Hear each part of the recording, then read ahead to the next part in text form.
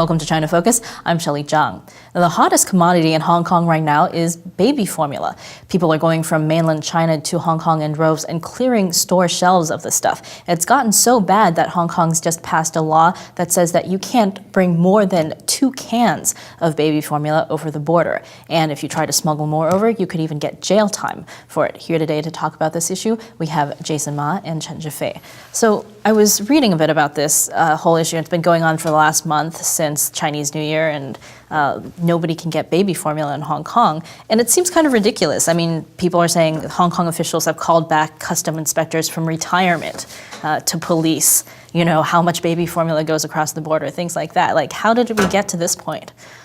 I guess it's just kind of get to this point because in the past 2 or 3 years, and Chinese, for 2 reasons. One reason is Chinese local milk, the quality is so bad, nobody trusted because the scandal of the melamine kind of issue happened in 2008, 2009, and so the local milk is not considered. And the second thing is its price difference, because the imported milk inside China is like at least 20% more expensive than the milk in Hong Kong and in many other part of country. So that's because the tax, like a lot of tax was levied from this milk imported products inside China.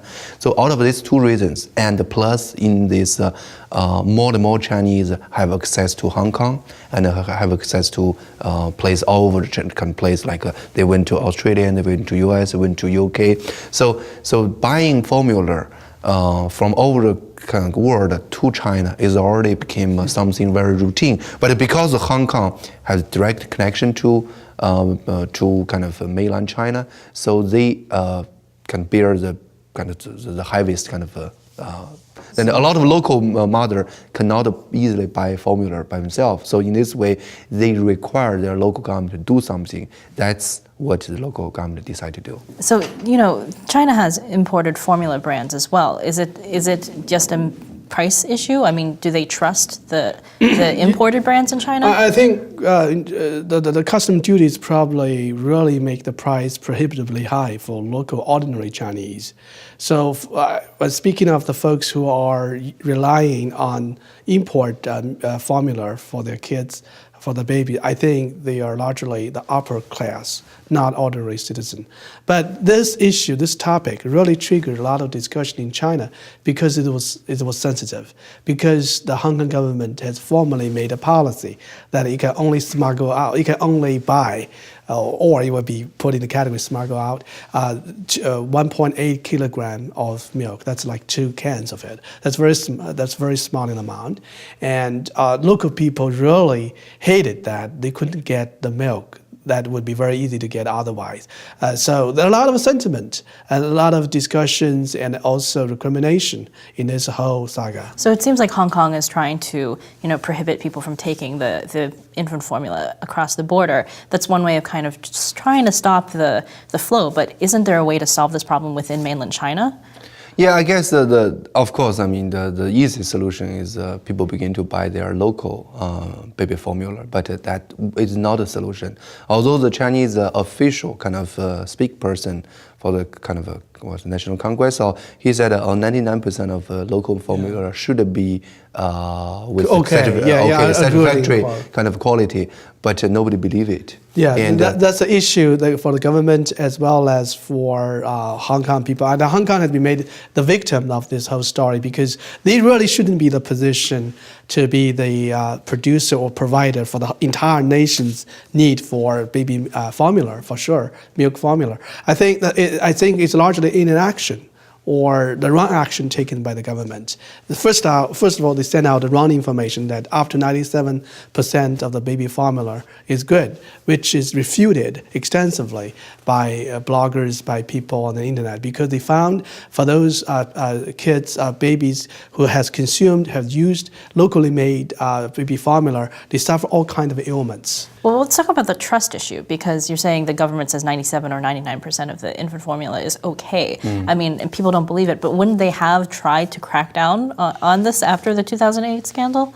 I guess the funny thing is before the 2007 scandal, the center of this scandal is a factory called Sanlu. Yeah. And indeed, at that moment, Sanlu is considered the top brand in China, and Chinese Communist Party's central TV station even have a continuous report and how serious they are about their quality. They have this claim, the CCTV, the news agent, claim they have 1,000 level of quality check when they produce. And almost several months later, they have this big scandal out. So all these kind of things really put the official kind of statement, the trust to the children's scandal down to the ground. And after that, they have a lot of cover up. They have like the baby formula. I mean, a lot of family, they were suffered from this popular formula, kind of polluted baby formula. And when the family tried to fight for their kids, and they were arrested, harassed. So all the government did is the consequences. Nobody believes in the government in any kind of way. So basically you're saying that the trust issue has become impossible to repair. Yeah, if you look at what these kind of things will be handled in the West, of course there'll be a lot of media coverage. So in China, actually, we're seeing something very different. There is collusion between the government and the media. So media would play a role of covering up these kind of incidents, and so the government would definitely be given the free hand to do whatever they want. They didn't have the accountability that would be subject them to scrutiny in the West. So they, of course, don't want to invite more trouble for themselves. Also, they have commercial interest in those milk makers or farmers. They can get more taxes for them. They could have been given some bribes. So it's very hard to imagine a clear solution in China, given the political situation. So if there's no clear solution in China, like let's go back to the Hong Kong-China issue, because this is not the only source of friction between people in Hong Kong and mainland China. Recently there have been property market prices, like people saying that mainland Chinese are coming up and buying all our property, putting prices up. Until recently, there were women coming from mainland China to Hong Kong to give birth so their kids could get residency permits. Increased political pressure from Beijing, a lot of issues. Is this kind of the latest thing? The friction going to continue? Exactly. I mean, why this is a hot topic? Not everyone in China need baby formula. Why this became a national debate topic? It's exactly because of this. It's because of the division between the Hong Kong people and the mainland China people. After, China take over Hong Kong almost like 15 years. 15 or 16 years ago. But after 15 years, Hong Kong claimed to be part of China. The people are dividing further. This is an amazing topic. I mean, because so this is the cost the Communist Party have paid for its political convenience. It's largely a marriage convenience that Hong Kong came back because they used a system that's unique called one country, two systems. So it's unprecedented. When you see the unification of Germany, Western Germany, Eastern Germany, they became one country immediately, right? People can move around, goods can move around freely. However, it's not the case for Hong Kong and mainland. Mainlanders still supply most of the basic necessities, down to fresh water, eggs, fruits, vegetables to Hong Kong. And Hong Kong is refusing to provide, having this kind of reciprocal kind of goodwill in providing quality baby milk.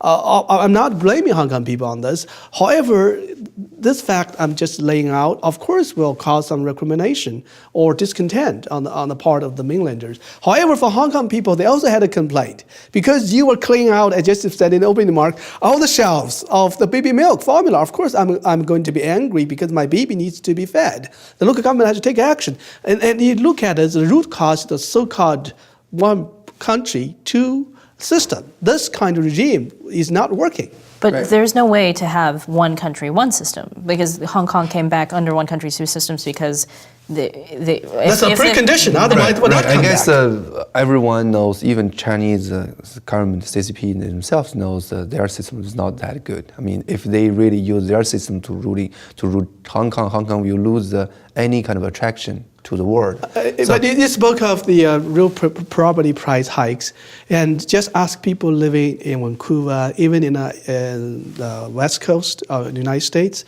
they would complain about it also, largely because of the influx of Chinese. But those Chinese not from mainland. Those Chinese were from Hong Kong. They flooded into those areas in Vancouver and the West Coast of the United States, largely because of their fear of the communist takeover. Oh, that's there was a large before exodus in 1997. Before 1997. So they knew that the one country, two system would not work. And now in Hong Kong, we know they even politicized the education system by forcing the local kids read political books or political history concocted by Chinese But that's Communist also Party. create another kind of anti-mainland kind of issue. Basically, it's You even see like people having protests where they're like, Chinese, go back to China, and like flying the British flag. So right. That's probably too extremist. Right. No. I guess there are a strong mentality like that. I mean, basically, after 15 years, they surveyed the younger generation. From the younger generation, more and more Hong Kong people consider them as Hong Kong people, not Chinese people. That's the point I'm trying to make here. In the early 1990s, Western Germans were more proud than Eastern Germans because the political, disequilibrium or mismatch. But now, if you visit Germany, I think the whole country is one wholesome entity.